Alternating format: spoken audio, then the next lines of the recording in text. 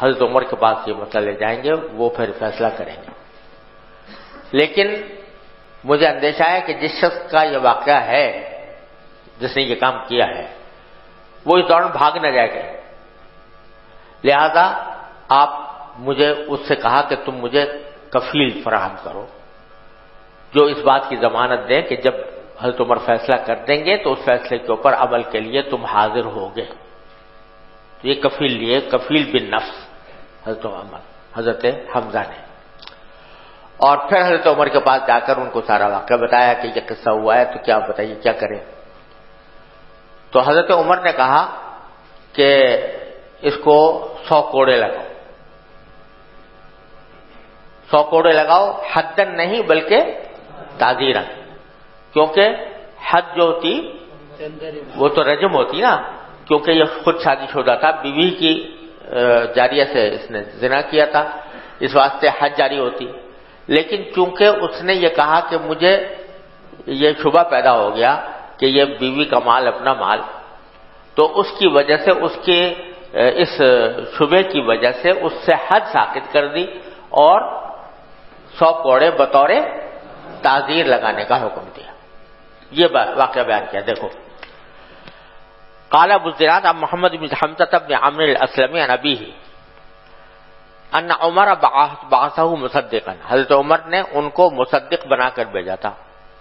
فوقع رجل على جاریة امرأته، وہاں ایک شخص نے زنا کر لیا تھا اپنی بیوی کی جاریہ سے.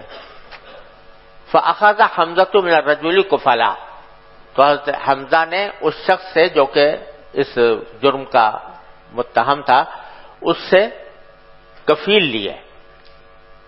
کفیل کہیں گے کفیل بن نفس، کہ یہ جب مقدمہ ہوگا حضرت عمر کے فیصلے کے بعد تو پھر یہ حاضر ہوگا. حتیٰ قدیم علی عمر، اس کے بعد یہ حضرت عمر کے پاس گئے. وکان عمر قد جلدہ میاتن، اور حضرت عمر نے ان کو پھر 100 کوڑے لگانے کا حکم دیا تھا.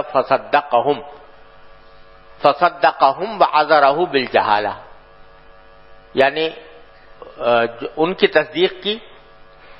کن لوگوں کی؟ جنہوں نے گواہی دی تھی کہ بھائی اس نے اپنی بیوی کی جاریہ سے زنا کیا ہے، ان کی تصدیق کی. وعذرہ بالجہالہ، اور مجرم کو معذور قرار دیا جہالت کی وجہ سے، کہ وہ جہالت، وہ بیوقوف یہ سمجھتا تھا کہ بیوی کے جاریہ سے وطی کرنا جائز ہے، تو اس جہالت کو عذر قرار دیا حد کے ساقط کرنے کے لیے. تو حد ساقط کر دی اور 100 کوڑے بطور تعزیر لگائے.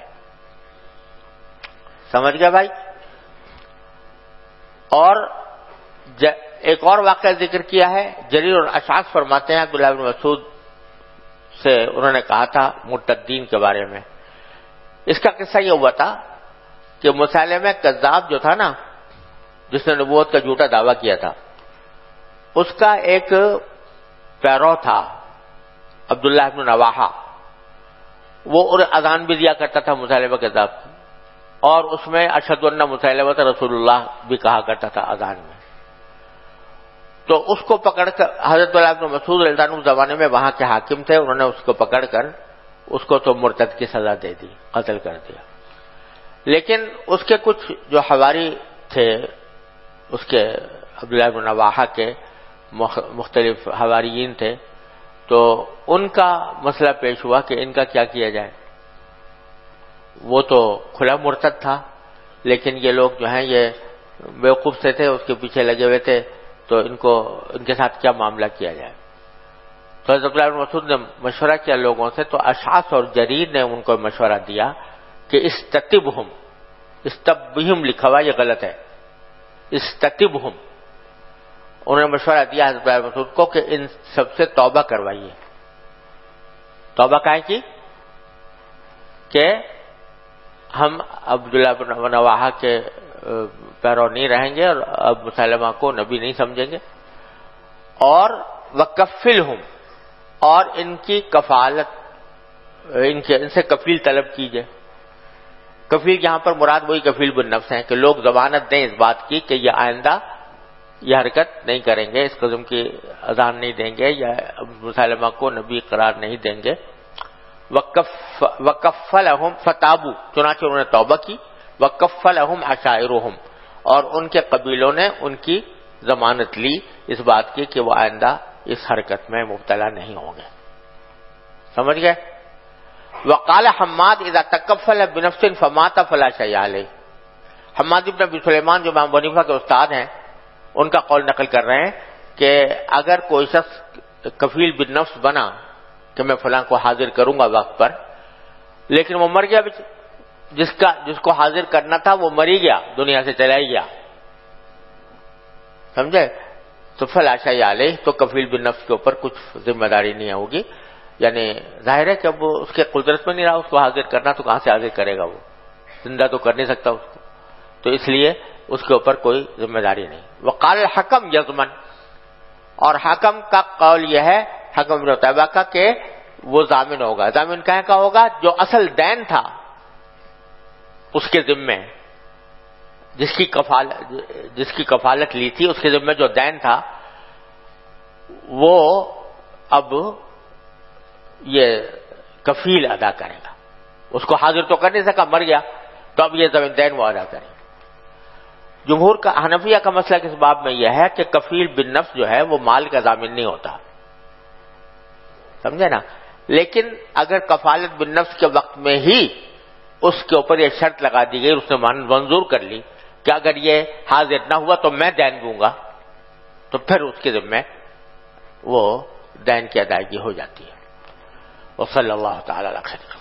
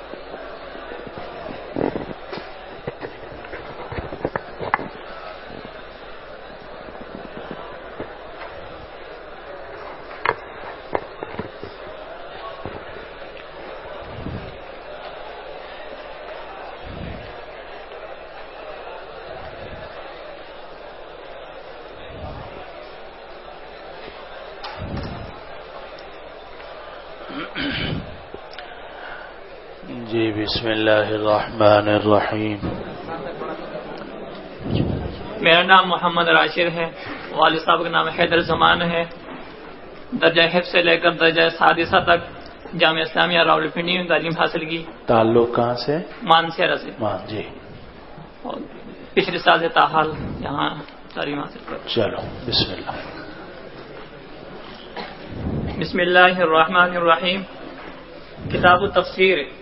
بسم اللہ الرحمن الرحیم. الرحمن الرحیم اسمان من الرحمت.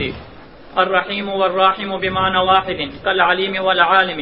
باب ما جاء في فاتحة الكتاب وسميت أم الكتاب لأنه يبدأ بكتابتها في المصاحف ويبدأ بقراءتها في الصلاة. والدين الجزاء بالخير والشر كما تدين تدان. وقال مجاهد بالدين بالحساب مدينين محاسبين. وبالسند المتصل منا إلى الإمام الهمام الحافظ الحجة أمير المؤمنين في الحديث أبي عبد الله محمد بن إسماعيل بن إبراهيم بن المغيرة بن البردزبة الجوفي البخاري رحمه الله تعالى ومتعنا بعلومه وبركاته آمين. وبه قال حدثنا مسدد قال حدثنا يحيى عن شعبة قال حدثني خبيب بن عبد الرحمن عن حفص بن عاصم عن أبي سعيد بن المعلى رضي الله تعالى عنه وعنه قال كنت أصلي في المسجد فدعاني رسول الله صلى الله عليه وسلم فلم أجبه فقلت يا رسول الله إني كنت أصلي فقال ألم يقل الله استجيبوا لله وللرسول إذا دعاكم ثم قال لي لأعلمنك سورة هي أعظم السور في القرآن قبل أن تخرج من المسجد ثم أخذ بيدي فلما أراد أن يخرج قلت له ألم تقل لأعلمنك سورة هي أعظم سورة من القرآن قال الحمد لله رب العالمين هي سبع المثاني والقرآن العظيم الذي أوتيته. بسم الله الرحمن الرحيم الحمد لله رب العالمين والصلاة والسلام على سيدنا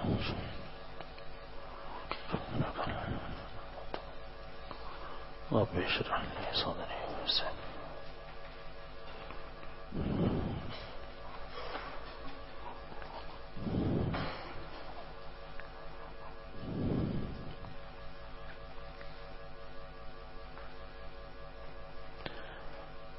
کتاب التفسیر، یہ کتاب ہے تفسیر کے بیان میں. ویسے تو جتنی بھی حدیثیں ہیں وہ ساری کی ساری تفسیر ہے قرآن مجید کی. کتاب الصلاۃ کے اندر جتنی احادیث ہیں وہ ساری کی ساری اقیم الصلاۃ مصلین اسی کی تفسیر ہے. اسی طرح جو کتاب البیوع کے اندر آپ حدیثیں پڑھ رہے ہیں وہ بھی ساری کی ساری آیات بیوع، آیات رہن، آیات مداینہ، آیات ربا وغیرہ کی تفسیر ہیں. تو اس لیے اگر دیکھا جائے تو پوری کی پوری صحیح بخاری بلکہ جتنی بھی احادیث ہیں اور احادیث کے مجموعے ہیں وہ ساری کے ساری تفسیر ہے قرآن مجید کی. قرآن مجید کی ایک تفسیر وہ ہے جو میں کروں یا آپ کریں یا کوئی مولانا اور حضرت کریں، اور ایک تفسیر وہ ہے جو نبی کریم صلی اللہ علیہ وسلم نے ارشاد فرمائی، صحابہ نے اس کو سمجھا، عمل کیا، تابعین نے عمل کیا، تبع تابعین نے سمجھا اور عمل کیا، اور پھر توارث کے ساتھ ہماری طرف منتقل ہوتی چلی آ رہی ہے. تو جو تفسیر مولانا لکھیں یا حضرت لکھیں وہ بھی قابل احترام ہے یا ہو سکتی ہے، مگر اصل تفسیر تو وہی معتبر ہے جو نبی کریم صلی اللہ علیہ وسلم اور خیر القرون سے ثابت ہو. تو جتنی بھی حدیثیں ہیں وہ حقیقت میں تفسیر ہے قرآن مجید کی. قرآن مجمل ہے اور ساری کی ساری حدیثیں آ کر اس کا بیان کر رہی ہیں. اس لیے یہ جو کتاب التفسیر امام بخاری رحمۃ اللہ علیہ نے قائم کی، اس کا مقصد صرف یہ ہے کہ مخصوص آیات کے بارے میں نبی کریم صلی اللہ علیہ وسلم سے جو احادیث منقول ہیں ان کو یہاں ذکر کیا جائے، جو آپ نے بطور تفسیر کے ارشاد فرمائی ہیں یا جن سے تفسیر کا استنباط ہو سکتا ہے. اور اس میں امام بخاری رحمۃ اللہ علیہ ادنا مناسبت کے ساتھ احادیث بیان کریں گے قرآن مجید کی ترتیب کے مطابق. پہلے سورہ فاتحہ، پھر سورہ بقرہ، آل عمران، نساء، مائدہ، انعام، اعراف، یہ سب تفاسیر کے باب آتے چلے جائیں گے. آخر میں جا کر سورۃ الناس پر یہ کتاب و تفسیر مکمل ہو جائے گی. اور اس میں چونکہ وہی امام بخاری رحمۃ اللہ علیہ نے اپنے معیار رکھا ہے جو باقی تمام صحیح بخاری میں ہے، اس لیے بہت ساری احادیث کو وہ جانتے ہیں کہ یہ تفسیر ہے لیکن نقل نہیں کر سکتے، اس لیے کہ وہ ان کے معیار پر پوری نہیں اترتی، تو ان کی طرف اشارہ کر دیتے ہیں.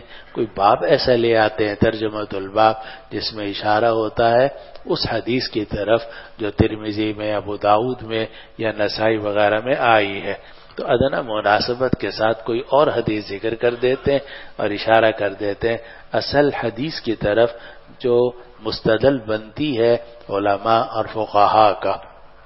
اگلی بات یہ سمجھو کہ کتاب التفسیر یہ خصوصیت ہے صحیح بخاری کی اور جامع ترمذی کی.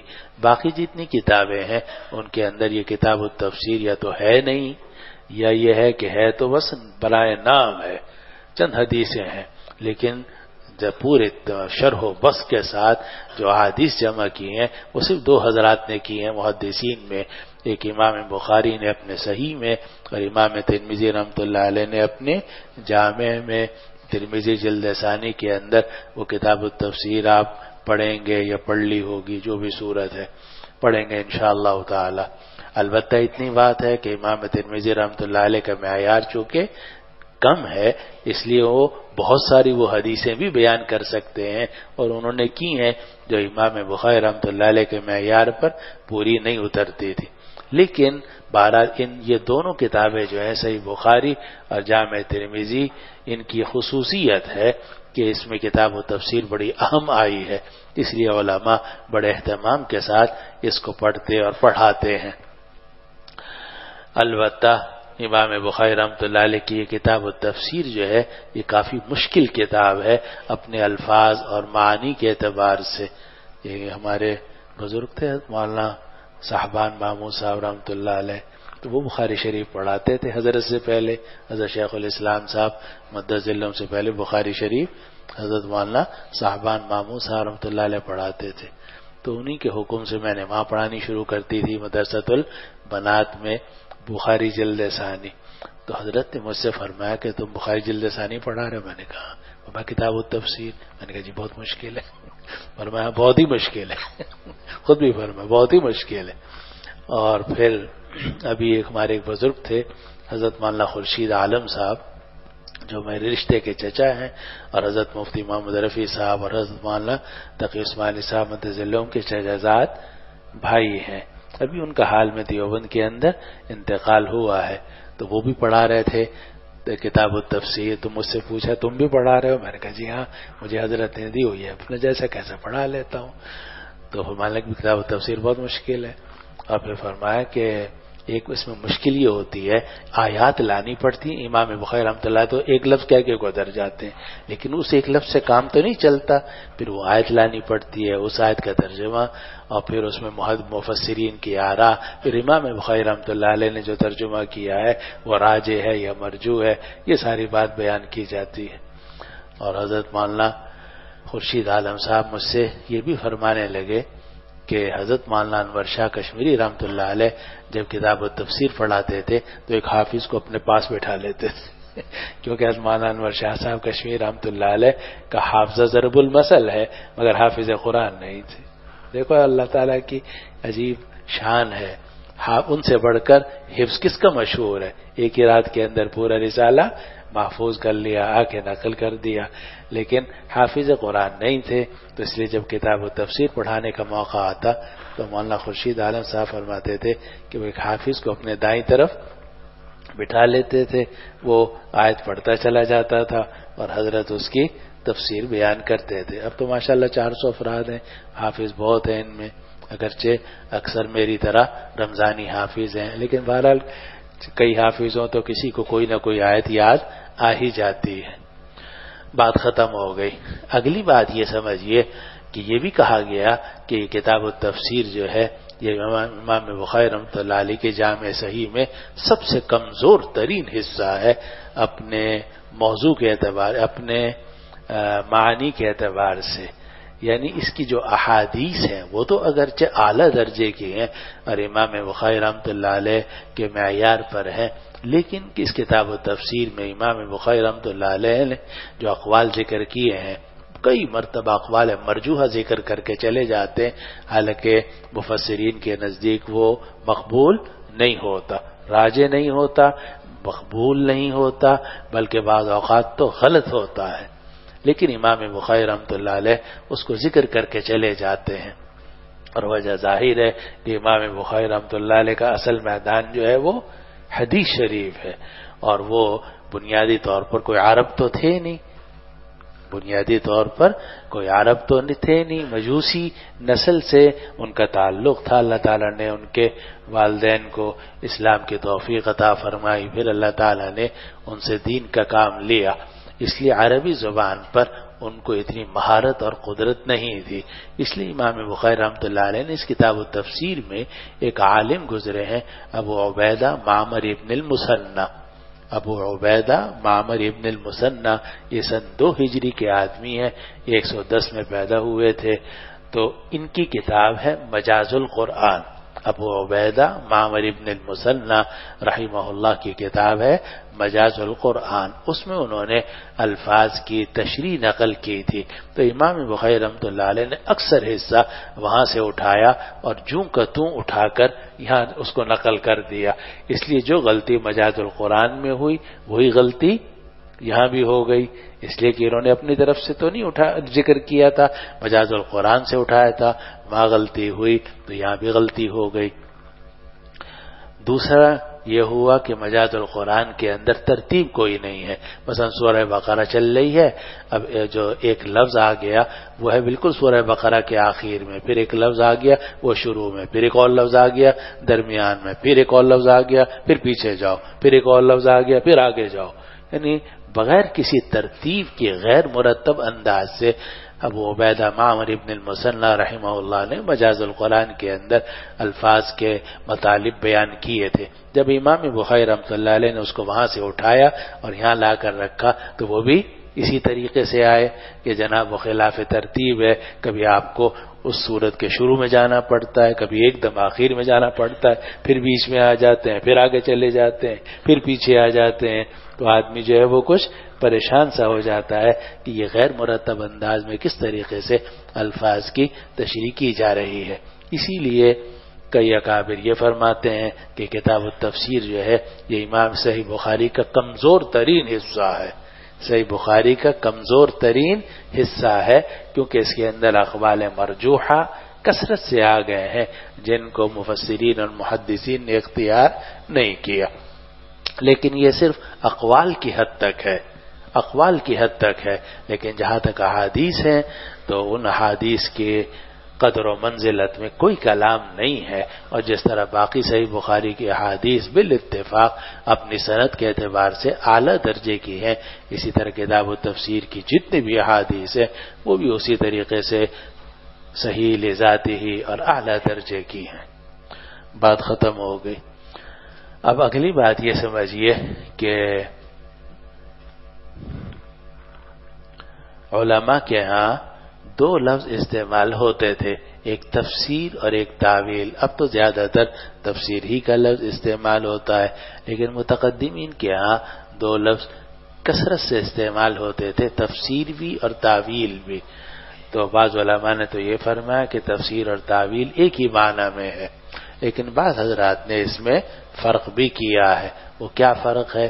تو بعض علماء نے تو یہ فرمایا کہ پہلا فرق یہ ہے کہ تفسیر جو ہے وہ عام طور سے منقول کے ساتھ ہوتی ہے، اور تاویل کے لیے منقول کا ہونا کوئی ضروری نہیں، غیر منقول ذریعے سے بھی آپ اس کی تفسیر کر سکتے ہیں، تاویل بیان کر سکتے ہیں۔ اردو میں ہمارے ہاں جب ہم کہتے ہیں نا تاویل، اس کا مطلب کچھ اور ہوتا ہے، مفہوم۔ یہ عربی کی تاویل کی بات کر رہا ہوں۔ تو تاویل تو ہم یہ کہتے ہیں کسی بات کی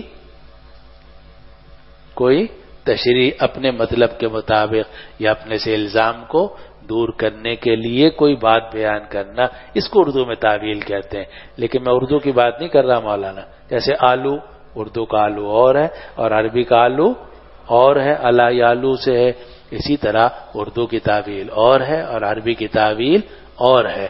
عربی میں تاویل جو ہے وہ اکثر تفسیر ہی کے معنی میں استعمال ہوتی ہے، البتہ کبھی کبھار تفسیر جو ہے منقول کے لیے استعمال ہوتی ہے، اور تاویل عام ہے، منقول کے ساتھ بھی ہو سکتی ہے، غیر منقول کے ساتھ بھی ہو سکتی ہے۔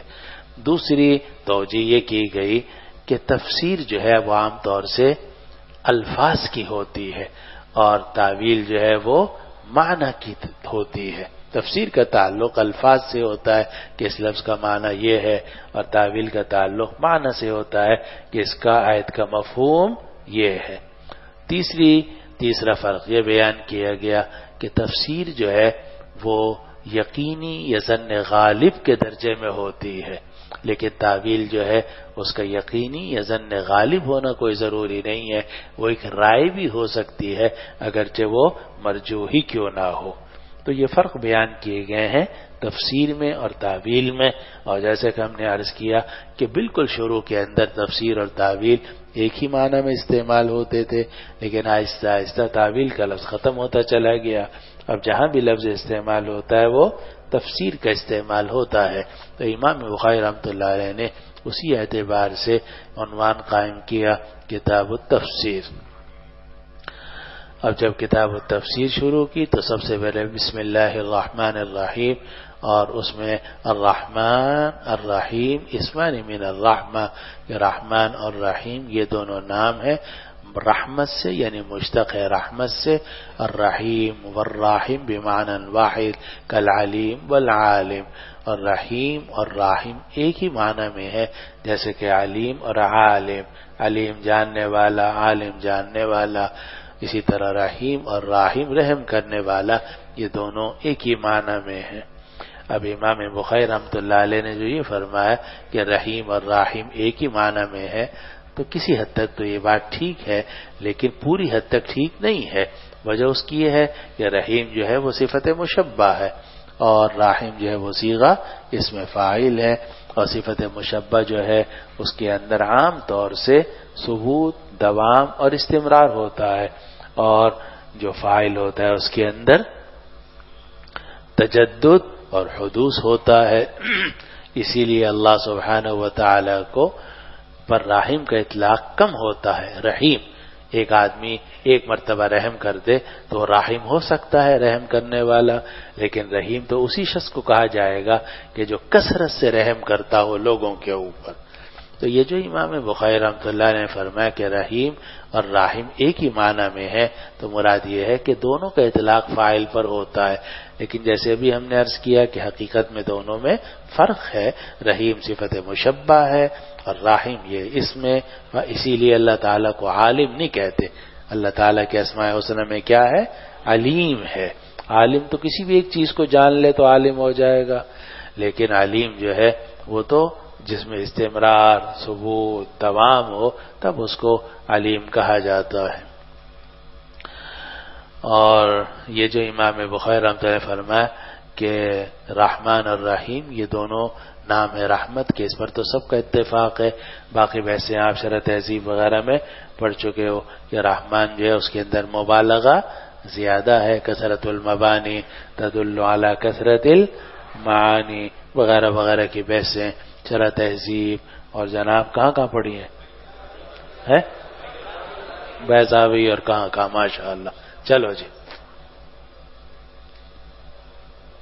باب ما جاء فی فاتحۃ الکتاب، یہ باب ہے اس روایت کے بیان میں جو فاتحۃ الکتاب کے بارے میں آئی ہے، اور اس سورہ فاتحہ کو ام الکتاب بھی کہا جاتا ہے، لأنه يبدأ بکتابتها فی المصاحف، اس لیے کہ اس کی کتابت کے ساتھ ابتدا کی جاتی ہے مصاحف میں، یعنی قرآن مجید جب لکھا جاتا ہے تو سب سے پہلے بسم اللہ الرحمن الرحیم کے بعد سورہ فاتحہ لکھی جاتی ہے، اس لیے یہ فاتحۃ الکتاب ہے، یعنی قرآن مجید اسی سے کھلتا ہے، اسی سے شروع ہوتا ہے۔ تو فاتحۃ الکتاب، فاتحہ کہتے ہیں اس چیز کو جس سے کسی کام کی ابتدا کی جائے اور کھولا جائے، تو سورہ فاتحہ کو فاتحۃ الکتاب کہا جاتا ہے، لأنه يبدأ بکتابتها فی المصاحف، اس لیے کہ اس کی کتابت کے ساتھ ابتدا کی جاتی ہے مصاحف میں، ويبدأ بقراءتها فی الصلاۃ، اور نماز کے اندر اس کی قراءت کے ساتھ ابتدا کی جاتی ہے۔ اور یہ بھی آپ نے پڑھ لیا ہوگا کہ سورہ فاتحہ کے کئی نام ہیں، فاتحہ بھی کہتے ہیں اور ام الکتاب بھی کہتے ہیں، شافیہ بھی کہتے ہیں اور وافیہ بھی کہتے ہیں، تو مختلف اسماء ہیں اس سورت کے جو مختلف روایات کے اندر آئے ہیں۔ کنز بھی کہا جاتا ہے اس کو۔ اب یہ جو کہا جاتا ہے ام الکتاب کہ سورہ فاتحہ کو فاتحہ کہتے ہیں اس لیے کہ اس سے کتاب اللہ کی ابتدا ہوتی ہے، اور اس کو ام الکتاب بھی اس کا نام رکھا گیا ہے۔ اس کو ام الکتاب کیوں کہتے ہیں؟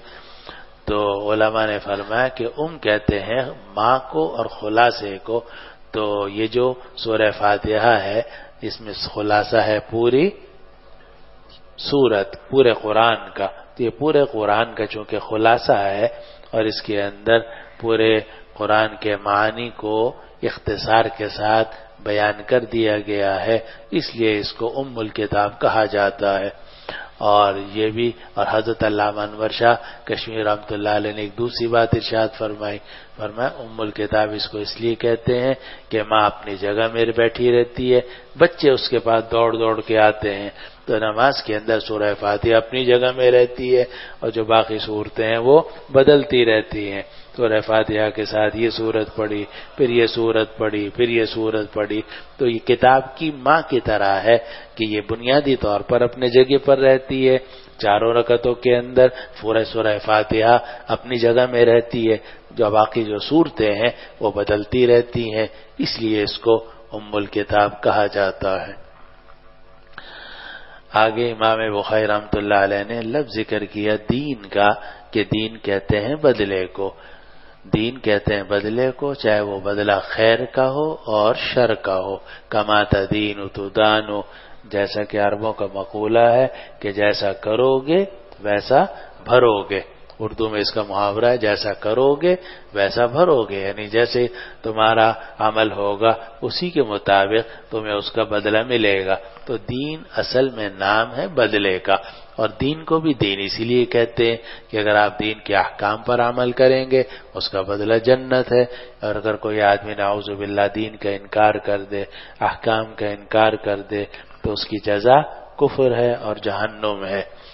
تو دین مالک یوم الدین، مالک ہے روز جزا کا، تو دین کہتے ہیں جزا کو، بدلے کو۔ اور اس یہ بھی معلوم ہوا کہ یہ دنیا جو ہے یہ بدلے کا دن نہیں ہے مولانا، یہ دنیا جو ہے یہ بدلے کا دن نہیں ہے، بلکہ بدلے کا دن کیا ہے؟ آخرت۔ اور اسی لیے اللہ تعالیٰ نے قیامت کے دن کو یوم الدین فرمایا، مالک کی یوم ما ادراک ما یوم الدین یوم لا تملک نفس لنفس شیئا والامر یومئذ للہ۔ تو یہ دنیا جو ہے یہ دار العمل ہے، اور آخرت جو ہے وہ دار الجزا اور دار الدین ہے۔ یہ کوشش کرنا کہ جو کچھ ہم یہاں محنت کر رہے ہیں دین کی، اس کا نتیجہ یہیں برآمد ہو، یہ شریعت کے خلاف ہے مولانا۔ کوشش تو کر لو ٹھیک ہے، لیکن بدلہ یہاں ملنا کوئی ضروری نہیں ہے، ہو سکتا ہے کہ یہاں صرف عمل ہی عمل ہو، اور نتائج کیا، نتائج کے ثمرات کچھ بھی یہاں ظاہر نہ ہو، لیکن اس سے کوئی فرق نہیں پڑتا، اس لیے کہ یہ دنیا بدلے کی جگہ ہی نہیں ہے، بدلے کی جگہ آخرت ہے، قیامت کا دن ہے، اسی دن اللہ سبحانہ و تعالی بدلہ عطا فرمائیں گے۔ مالک یوم الدین، تو دین کہتے ہیں جزا کو، بدلے کو، چاہے بدلہ خیر میں دیا جائے یا شر کا دیا جائے، کما تدین تدان۔ وقال مجاہد بالدین بالحساب، اور امام مجاہد رحمہ اللہ نے فرمایا کہ بالدین، دین کے معنی حساب کے بھی ہیں، کیونکہ حساب میں بھی بدلہ ہوتا ہے، محاسبہ ہوتا ہے کہ تم نے یہ کیا اب اس کا حساب دو، تو دین کے معنی حساب کے بھی آتے ہیں۔ اور یہ بالدین میں اشارہ کر دیا سورہ معون کی طرف کہ اعوذ باللہ من الشیطان الرجیم ارأیت الذی یکذب بالدین، کیا آپ نے دیکھا اس شخص کو جو بدلے کا انکار کر رہا ہے، حساب کا انکار کر رہا ہے، جزا اور سزا کا انکار کر رہا ہے۔ سارے معنی ہو سکتے ہیں، دین کا انکار کر رہا ہے، بدلے کا انکار کر رہا ہے، حساب کا انکار کر رہا ہے، تو اصل حساب تو کہاں کا ہے؟ آخرت کا ہے۔ دنیا میں جو کچھ ہوتا ہے وہ معمولی ہوتا ہے، اور اتنا وہ قابل، اصل جو چیز ہے وہ آخرت ہے۔ جگہ جگہ قرآن اور حدیث کے اندر یہ بات بتلائی جاتی ہے کہ یہ دنیا عمل کی جگہ ہے، اور بدلے اور حساب کی اور نتیجے کی جگہ آخرت ہے۔ تو ارأیت الذی یکذب بالدین، کیا آپ نے دیکھا اس شخص کو کہ جو دین کو جھٹلاتا ہے، تو امام مجاہد نے اس کا ترجمہ کیا ہے حساب کے ساتھ، لیکن اس کا ترجمہ آپ بدلے کے ساتھ بھی کر سکتے ہیں، اس کا ترجمہ آپ دین کے ساتھ بھی کر سکتے ہیں، اور یہ سارے معنی ایک دوسرے کے ساتھ لازم ملزوم ہیں۔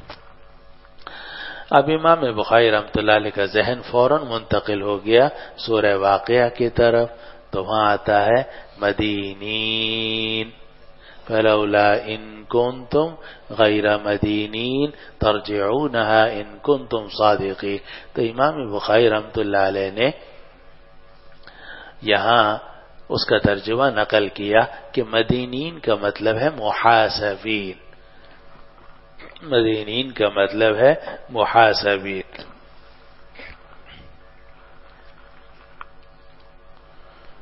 سورہ واقعہ میں آتا ہے نا،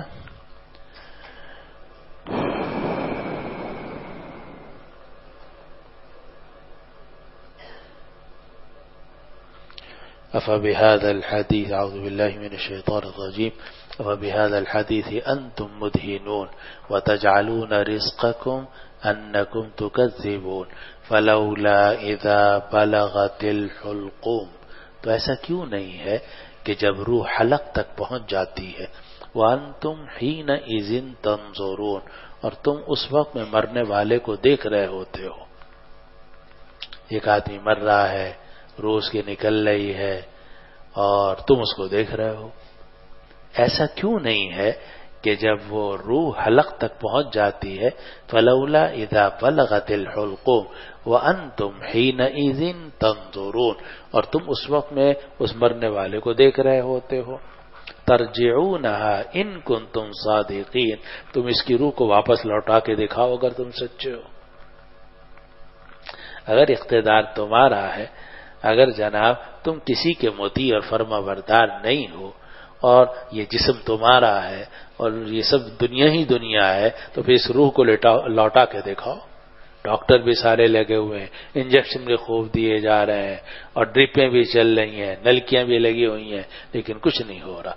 فلولا ان کنتم غیر مدینین ترجعونها ان کنتم صادقین.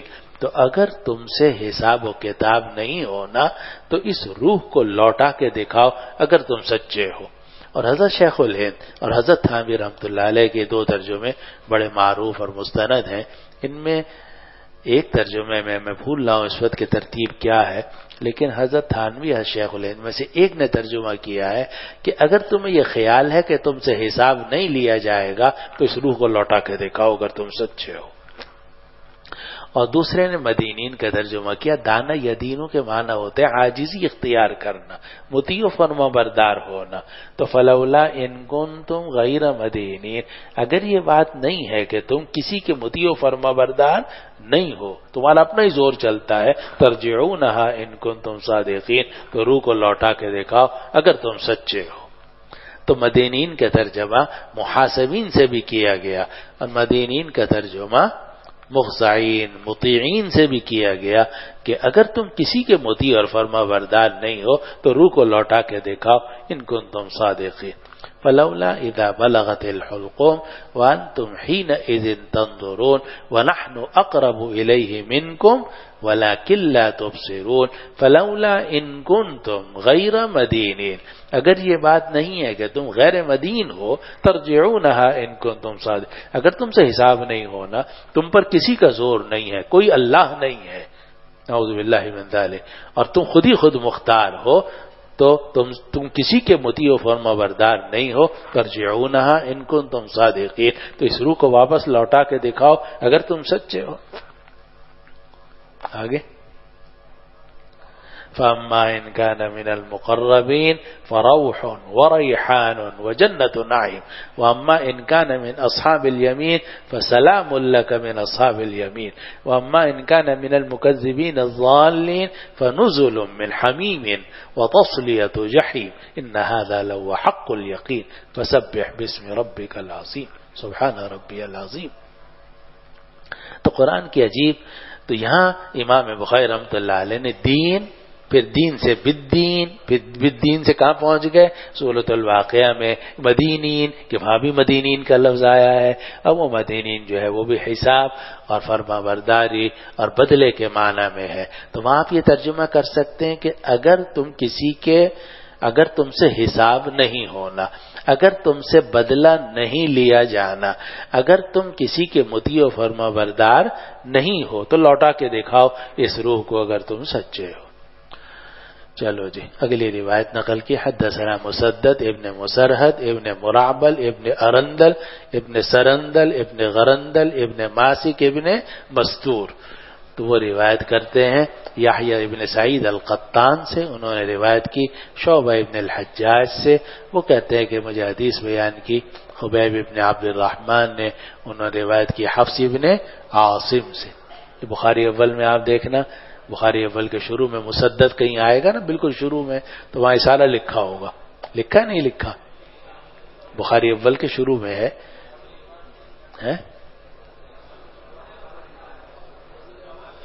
مسدد ابن مسرحد ابن مرعبل ابن ارندل ابن سرندل ابن غرندل ابن ماسک ابن مستور یہ ان کا پورا عجیب و غریب نام ہے سارے. یہ دیکھ لینا وہ بخاری میں مل جائے گا. کتاب کوئی کاپی واپی لکھنے سب کتاب میں جو آپ کو بتاتا ہوں نا ان میں سے کوئی میرے اوپر وحی نازل نہیں ہوئی. نمبر 1. نمبر 2 نہ مجھے الہام ہوا کیوں مجھے الہام بھی نہیں ہوتا کشف بھی نہیں ہوتا. میں جو کچھ آپ کو بتاتا ہوں الحمدللہ صرف کتابوں سے بتاتا ہوں. اسی لیے میں ساتھیوں سے کہتا ہوں کہ میری چیز لکھنے کی کوئی ضرورت ہی نہیں. کوئی آسمان سے اتری بھی کوئی بات میں بیان ہی نہیں کر رہا نہ میں بیان کرنا چاہتا ہوں بلکہ میں اس کو غلط ہی سمجھتا ہوں.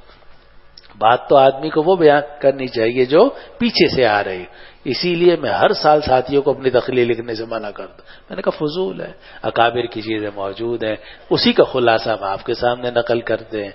اگر اللہ تعالیٰ آپ کو توفیق دے. آپ نے دیکھی میری کوئی کاپی چھپی بھی ہے نہیں. میں سب کو میں ہمیشہ شروع سے کہتے لکھ لیں. میں نے کہا فائدہ کیا لکھنے کا. اگر میں کوئی الہامی بات بیان کروں یا کوئی ایسی بات بیان کروں جو کہیں نہ ملتی ہو تو وہ تو ٹھیک ہے لیکن ایسی تو کوئی بات ہی نہیں ہے. وہ تو ساری باتیں قرآن حدیث ان میں موجود ہیں. وہ جا کے دیکھ لو وہاں مل جائیں گی. تو یہ مسدد جو ہے یہ بھی بخاری اول کے اندر سارا لکھا ہوا ہے. روایت نقل کی اور مسدد کی روایت ہے یحییٰ ابن سعید قطان سے. انہوں نے شعبہ ابن الحجاج سے وہ کہتے ہیں کہ مجھے حدیث بیان کی خبیب ابن عبد الرحمن نے. حفص ابن عاصم سے انہوں نے روایت کی ابو سعید ابن المعلی رضی اللہ عنہ سے. اور کہا جاتا ہے کہ ابو سعید ابن المعلی رضی اللہ عنہ کی واحد حدیث ہے جو امام بخاری رحمۃ اللہ علیہ صحیح بخاری میں ذکر کی ہے. ان سے کوئی اور روایت بخاری میں نہیں ہے. صحابی ہیں یہ رضی اللہ عنہ. الصحابۃ کلہم سب کے سب عادل ہیں. وہ فرماتے ہیں کنت اصلی فی المسجد کہ میں مسجد میں نماز پڑھ رہا تھا تو رسول اللہ صلی اللہ علیہ وسلم نے مجھے بلایا لیکن میں نے جواب نہیں دیا.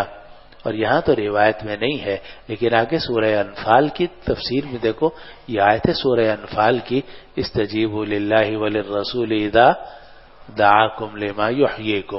تو آگے جہاں سورۃ الانفال آئے گی تو وہاں بھی امام بخاری رحمۃ اللہ علیہ اس کو دوبارہ ذکر کریں گے.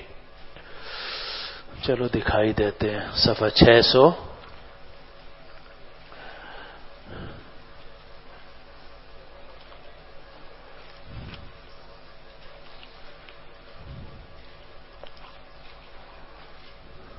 یہ صفحہ 669 صفحہ 669 پر درمیان میں ہے. حدثني إسحاق قال أخبرنا روح قال حدثنا شعبة عن خبيب بن عبد الرحمن قال سمعت حفص بن عاصم يحدث عن أبي سعيد بن المعلى قال كنت أصلي في المسجد فمر بي رسول الله صلى الله عليه وسلم فدعاني فلم آته حتى صليت ثم أتيته. 669 پر. اور یہاں جو ہمارے سامنے روایت ہے اس میں یہ ہے کہ میں نماز پڑھ رہا تھا تو آپ نے مسجد میں مجھے بلایا میں نے جواب نہیں دیا. پھر بعد میں آپ کی خدمت میں حاضر ہوا. فاتیتہ یہ وہاں روایت میں موجود ہے. پھر میں آپ کی خدمت میں حاضر ہوا اور میں نے عرض کیا کہ یا رسول اللہ میں تو نماز پڑھ رہا تھا اس لیے میں نے نماز کے اندر آپ کی بات کا آپ کے بلانے کا جواب نہیں دیا. آپ نے فرمایا الم یقل اللہ کیا اللہ تعالیٰ نے یہ بات ارشاد نہیں فرمائی کہ استجیبوا للہ وللرسول اذا دعاکم لما یحییکم. اللہ رسول کی بات کا جواب دو جب رسول تمہیں بلائیں ایسی چیز کے لیے جس میں تمہاری حیات ہے. تو کیا اللہ نے یہ نہیں فرمایا کہ اللہ رسول کی بات کا جواب دو؟ مطلب یہ تھا کہ اس وقت میں آپ کو نماز توڑ دینی چاہیے تھی اور میری بات کا جواب دینا چاہیے تھا. کیا اللہ تعالیٰ نے یہ نہیں فرمایا کہ جواب دو اللہ رسول کی بات کا جب اللہ رسول تمہیں بلائیں؟ پھر آپ نے مجھ سے فرمایا کہ میں ضرور بے ضرور تمہیں سکھاؤں گا ایک ایسی صورت جو قرآن کی عظیم ترین صورتوں میں سے ہوگی مسجد سے نکلنے سے پہلے. پھر آپ نے میرا ہاتھ پکڑ لیا. پھر جب آپ نے مسجد سے نکلنے کا ارادہ کیا تو میں نے عرض کیا کہ کیا آپ نے یہ نہیں کہا تھا کہ میں ضرور بے ضرور تمہیں سکھاؤں گا ایسی سورت جو قرآن کی عظیم ترین سورت ہوگی. آپ نے فرمایا الحمدللہ رب العالمین ہی السبع المثانی والقرآن العظیم الذی اوتیتہ. سورہ فاتحہ جو ہے یہ وہ 7 آیتیں ہیں جن کو بار بار دہرایا جاتا ہے، اور یہی قرآن عظیم ہے جو مجھے دیا گیا ہے. یہ حدیث ہے جو آپ کے سامنے ہے. اب اس میں پہلا لفظ یہ آیا کہ میں نماز پڑھ رہا تھا، آپ نے مجھے بلایا، میں نے جواب نہیں دیا، نماز پوری کی. نماز پوری کرنے کے بعد پھر میں نبی کریم صلی اللہ علیہ وسلم کے پاس حاضر ہوا اور میں نے عرض کیا کہ میں نماز پڑھ رہا تھا. آپ نے فرمایا کہ آیت نہیں ہے استجیبوا للہ وللرسول اذا دعاکم لما یحییکم. معلوم ہوا کہ رسول اللہ صلی اللہ علیہ وسلم اگر کسی کو بلائے تو اس وقت میں نماز توڑ کر آپ کی بات کا جواب دینا ضروری ہے، واجب ہے. اور اس سے بھی معلوم ہوا کہ جب حق اللہ کا حق العبد کے ساتھ تعارض آ جاتا ہے تو بعض اوقات حق العبد کو ترجیح دی جاتی ہے. اور یہ نماز کو کسی کے بلانے کی وجہ سے یا کسی کی چیز کی وجہ سے نماز کا توڑنا جائز ہے یا نہیں ہے، تو اس میں تفصیل ہے جو فقہ کی کتابوں کے اندر لکھی ہوئی ہے کہ بعض صورتوں میں نماز کا توڑنا واجب ہو جاتا ہے. بعض صورتوں میں نماز کا توڑنا واجب ہو جاتا ہے. جیسے فارسی کا وہ شعر ہے کہ اگر بینم کے نابینا ہو چاہ است، اگر خاموش بنشینم گناہ است. اگر بینم کے نابینا ہو چاہ است، اگر میں دیکھوں کہ ایک نابینا آدمی ہے، سامنے کنواں ہے، اس میں گرنے والا ہے، اگر خاموش بنشینم گناہ است، اگر میں خاموش بیٹھا رہوں گا گناہ ہے. ایسے وقت میں نماز کو توڑ کر اس آدمی کی جان بچانا واجب ہے، کیونکہ نماز کی تو قضا ہو سکتی ہے لیکن جس کو آپ نے مرنے دیا اس مرنے کی کوئی قضا نہیں ہے کہ بعد میں تو دوبارہ ترجعونہا ان کنتم صادقین، کہ دوبارہ آپ اس کی روح کو واپس لوٹا دو. اسی طرح اگر بچہ آگ کی طرف بڑھ رہا ہے، آپ کو پتا ہے کہ اس کو کرنٹ لگ جائے گا، مر جائے گا، تو ماں یا کوئی بھی دیکھنے والا اس کے لیے واجب ہے کہ نماز کو توڑے اور نماز کو توڑ کر اس کی جان بچائے. کیونکہ جب بھی حق اللہ کا حق العبد کے ساتھ تعارض آ جاتا ہے تو فقہا اور علماء کے نزدیک یہ قید احترازی ہے. فقہا اور علماء کے نزدیک حق العبد مقدم ہوتا ہے حق اللہ کے اوپر. اور یہ ہدایہ ثالث کے اندر کئی جگہ شاید آپ نے پڑھا ہوگا کہ کیونکہ حق العبد جو ہے وہ مقدم ہو جاتا ہے حق العبد کے اوپر لحاجت ہی، اس لیے کہ بندہ محتاج ہے اور اللہ کو ہمارے حق کے ادا کرنے کی کوئی ضرورت نہیں. اگر ہم نماز نہ بھی پڑھیں یا نماز توڑ دیں، اللہ کی عظمت جلال جمال کمال نوال میں کوئی فرق نہیں آتا. لیکن بندہ مر جائے گا اس کو تو فرق آ جائے گا، اس کی ٹانگ ٹوٹ جائے گی، اس کے لیے تو ایک مصیبت کھڑی ہو جائے گی. ایسے وقت میں بندے کا حق ادا کرنا ہوگا اور اللہ کے حق کو مؤخر کر دیا جائے گا. یعنی کہ ختم ہی کر دیں گے، مؤخر کر دیں گے، اس کی قضا کر لیں گے. اسی لیے اگر کسی کی جان بچانے کی ضرورت پڑے اس وقت میں نماز کا قضا کرنا بھی جائز ہے، بلکہ نماز کا توڑ دینا بھی جائز ہے جان بچانے کے لیے. غریق ہو، حریق ہو، نابینا ہو، کنواں ہو، بچہ ہو، مرنے کا ڈر ہو، ٹانگ ٹوٹنے کا ڈر ہو، وغیرہ وغیرہ، تو ایسی صورت میں نماز کا توڑ دینا واجب ہے عند العلماء والفقهاء والمحدثین خلافا لکم. اچھا جی، دوسری صورت ہے کہ بعض صورتوں میں نماز کا توڑنا مستحب ہوتا ہے. بعض صورتوں میں واجب تو نہیں ہوتا مگر مستحب ہوتا ہے.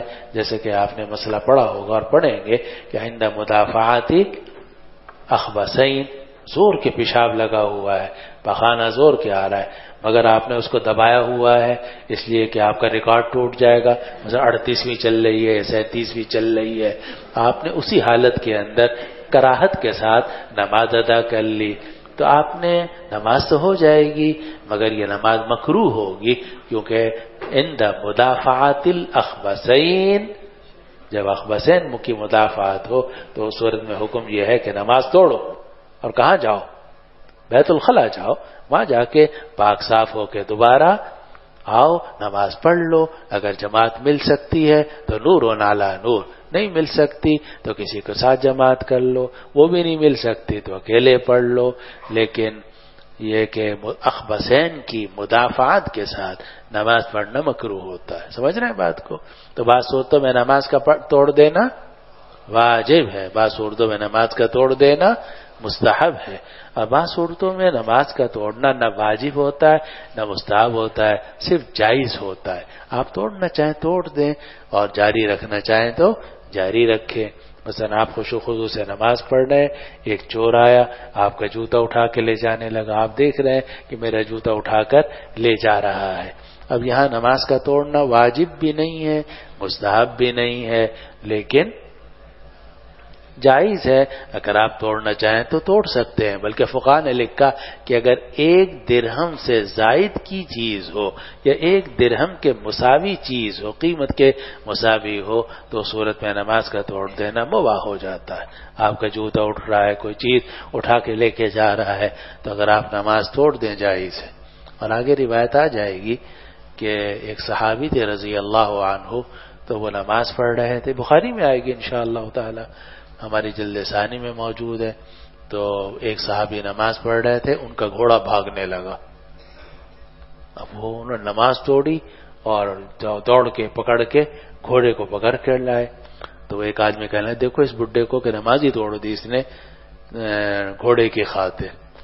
تو فرمایا کہ میں نبی کریم صلی اللہ علیہ وسلم کے ساتھ رہا ہوں اور میں نے اس دین کے اندر بڑی آسانی دیکھی ہے، اور میرا گھر دور ہے، اگر یہ گھوڑا میرے ہاتھ سے نکل جاتا تو میں اپنے گھر نہیں پہنچ سکتا تھا. مقصد یہ تھا کہ یہ جو کام میں نے کیا ہے یہ نبی کریم صلی اللہ علیہ وسلم کی ہدایت اور آپ کی رخصت کے مطابق کیا ہے، اور شریعت نے اجازت دی ہے کہ ایسے موقع کے اوپر اگر آپ نماز توڑ دیں تو شرعاً گنجائش. آپ نماز پڑھ رہے ہیں، اچانک ٹرین چلنے لگی، تو اگر آپ نماز توڑ کر اپنے ڈبے میں سوار ہو جائیں تو جائز ہے، کیونکہ اندر جا کے پھر دوبارہ آپ نماز کی نیت باندھ سکتے ہیں. یہ سب فقہا کے مسائل ہیں جو فقہا نے اپنی کتابوں کے اندر ذکر کیے. کہانیوں میں تو نہیں آتے، نہ بیانات میں آتے ہیں، لیکن بہرحال فقہا نے ان سب باتوں کو ذکر کیا ہے. اور ایک آپ کچھ پوچھ رہے ہیں سر، اگر والدین کو علم نہ ہو کہ بیٹا یا اولاد نماز پڑھ بتا رہا تھا آپ کو ابھی انشاءاللہ بخاری اول میں 3 جگہ وہ حدیث آئے گی ابن جریج کی، کہ بلکہ میں نے لکھا ہوا بھی ہے صفحہ 162 پر، صفحہ 337 پر اور 489 پر. 162 لکھ لو، صفحہ 162، صفحہ 337 اور صفحہ 489، صفحہ 489. اب 3 جگہوں میں یہ حدیث آئی ہے. ابن جریج کا قصہ تھا جو بنو اسرائیل کے بڑے عابد و زاہد آدمی تھے، اور انہوں نے اپنا ایک مٹی کا کوئی گھر سا بنا رکھا تھا اور اوپر وہ نماز پڑھ رہے تھے. ان کی ماں نیچے آئی اور کہا یا جریج. اب یہ نماز پڑھ رہے تھے تو انہوں نے دل میں کہا اللہم امی و صلاتی. حدیث میں آ رہا ہے یا اللہ ایک طرف میری ماں ہے ایک طرف میری نماز ہے، کیا کروں؟ اللہم امی و صلاتی دل میں انہوں نے کہا. اس نے پھر ماں نے پھر نیچے سے آواز دی یا جریج. پھر انہوں نے کہا اللہم امی و صلاتی، یا اللہ ایک طرف ماں بلا رہی ایک طرف میری نماز ہے. تیسری مرتبہ پھر اس نے پکارا یا جریج. اب ان کو یہ خیال ہوا کہ نماز جاری رکھنی چاہیے کیونکہ اللہ کا حق مقدم ہے بندوں کے حق پر، مگر یہ ان کی غلطی تھی. بندوں کا حق مقدم ہوتا ہے اللہ تعالیٰ پر، کیونکہ بندے محتاج ہیں اور اللہ تعالیٰ جو ہے وہ مستغنی ہے.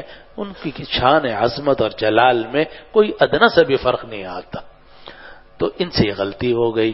3 مرتبہ ماں نے پکارا اور انہوں نے جواب نہیں دیا، اپنی نماز ہی کے اندر مصروف رہے. ماں نے بد دعا دے دی اور کہا کہ اللہ اس کو موت نہ آئے جب تک کہ یہ زانیوں کے چہرے نہ دیکھ لے. چنانچہ کچھ عرصے کے بعد یہ قصہ، ماں تو ناراض ہو کے چلی گئی. کچھ عرصے کے بعد یہ قصہ پیش آیا کہ ایک چرواہا تھا، اس نے کسی عورت کے ساتھ زنا کیا اور اس سے حمل ٹھہر گیا. اس عورت سے پوچھا گیا کہ یہ حمل کس کا ہے؟ اس نے کہا کہ اس کا ہے. اشارہ کر دیا جریج کی طرف، کس نے میرے ساتھ بدکاری کی ہے.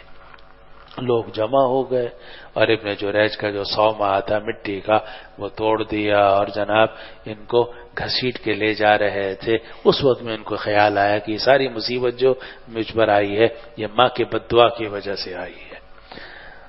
بہرحال اللہ تعالی نے پھر ان کو توبہ کی بھی توفیق دی. ماں نے بھی ان کے لیے پھر بعد میں دعا کی اور بعد میں وہ جو بچہ تھا تو اسی سے انہوں نے جا کر پوچھا کہ تو بتا کہ تیرا باپ کون ہے. وہ بچہ بھی پیدا ہوا تھا, اس نے بولنا شروع کر دیا. اور یہ وہ واقعہ ہے کہ وہ جو بچے جنہوں نے بچپن میں بولے ان میں یہ ابن جریج کے قصے میں وہ جو لڑکا تھا بچہ اس نے بولنا شروع کیا, بتایا کہ یہ نہیں ہے بلکہ میرا باپ جو ہے وہ فلاں ہے. لوگوں نے پھر دوبارہ ان کی عزت کی اور کہا کہ ہم سونے کا آپ کو وہ کمرہ بنا کے دیں گے. کہا مجھے سونے کے کمرے کی ضرورت نہیں ہے, میرا مٹی کا کمرہ بنا دو. اور اسی پر امام بخاری رحمۃ اللہ علیہ نے کتاب المظالم والقصاص کے اندر یہ بیان کیا کہ اگر کوئی کسی کا گھر توڑ دے تو آیا اس کے بدلہ اس کے اوپر دوبارہ بنانا واجب ہے یا نہیں؟ جواب یہ کہ واجب ہے. اور یہ حدیث جو امام بخاری رحمۃ اللہ علیہ نے کتاب الصلاۃ میں بھی ذکر کی کہ اذا دعت الامۃ ولدها فی الصلاۃ, اگر ماں اپنے بچے کو نماز کے اندر بلائے تو کیا حکم ہے. پھر ابن جریج کا قصہ نقل کیا. اور اسی لیے فقہا فرماتے ہیں کہ اگر نفل نماز ہے تو آدمی کو توڑ دینی چاہیے.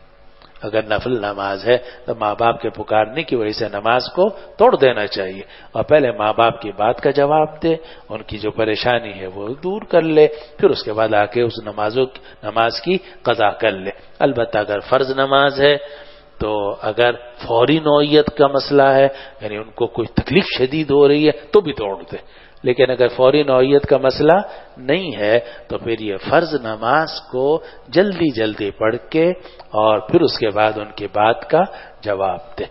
یہ سارے مسائل ہیں جو قرآن اور احادیث میں لکھے ہوئے ہیں, قرآن میں سے ماخوذ ہیں اور احادیث میں جگہ جگہ ان کا ذکر ہے. تو ابن جریج کا قصہ یہ کتاب الصلاۃ میں بھی امام بخاری رحمۃ اللہ نے ذکر کیا, پھر کتاب المظالم والقصاص میں بھی ذکر کیا, پھر آگے جا کر جو امم سابقہ کے قصے آئے ہیں ان میں بھی امام بخاری رحمۃ اللہ علیہ نے یہ ذکر کیا. اور آپ وہاں دیکھو گے ان تینوں روایتوں میں ایک روایت میں لفظ آ رہا تھا حضور صلی اللہ علیہ وسلم نے فرمایا, یہ واقعہ نبی کریم صلی اللہ علیہ وسلم نے سنایا اور پھر یہ فرمایا لو کان ابن جریج عالما, اور ایک روایت میں لو کان ابن جریج فقیہا لاجاب امہ, اگر ابن جریج عالم ہوتے اپنی ماں کا جواب دیتے. اگر ابن جریج عالم ہوتے تو وہ اپنی ماں کی بات کا جواب دیتے, لیکن عالم نہیں تھے, صرف عابد تھے اور مسئلہ ان کو معلوم نہیں تھا. اس لیے انہوں نے یہ سمجھا کہ نماز مقدم ہے ماں کے اوپر, اس لیے انہوں نے نماز کو جاری رکھا اور پھر ان پر یہ مصیبت آئی جو نبی کریم صلی اللہ علیہ وسلم نے ذکر کی ہے. تو جس طریقے سے بعض صورتوں میں نماز کا توڑ دینا واجب ہوتا ہے غریق حریق وغیرہ میں یا نبی کریم صلی اللہ علیہ وسلم کے پکارنے پر, اور بعض صورتوں میں نماز کا توڑ دینا مستحب ہے, بعض صورتوں میں واجب یا مستحب تو نہیں ہوتا مگر جائز ہوتا ہے. جیسے کہ اگر آپ کا کوئی مالی نقصان ہو رہا ہو اور آپ کو تحمل نہ ہو یا تحمل ہو مگر شریعت اجازت دیتی ہے کہ 1 درہم سے زیادہ اگر نقصان ہو رہا ہے تو آپ نماز توڑ سکتے ہیں. تو یہاں بھی نبی کریم صلی اللہ علیہ وسلم نے یہ فرمایا کہ کیا تم نے اللہ کا یہ حکم نہیں پڑھا استجیبوا للہ وللرسول اذا دعاکم لما. جی کون کہاں کوئی 138. ہاں جی استاد جی اگر نماز پڑھنے کے دوران زلزلہ آ جائے کیا کرنا چاہیے؟ کیا آ جائے؟ زلزلہ آ جائے. بس اگر یہ پتا ہے کہ بھئی زلزلہ ایسا ہے کہ میرے لیے خطرناک ہے, جان مال آبرو کو توڑ سکتا ہے. اور اگر امام نہ توڑے تو مقتدیوں کو کیا کرنا چاہیے؟ وہ بھی ان کی مرضی ہے, توڑنا چاہے توڑنے, شہید ہونا چاہے شہید ہو جائے. چلو جناب,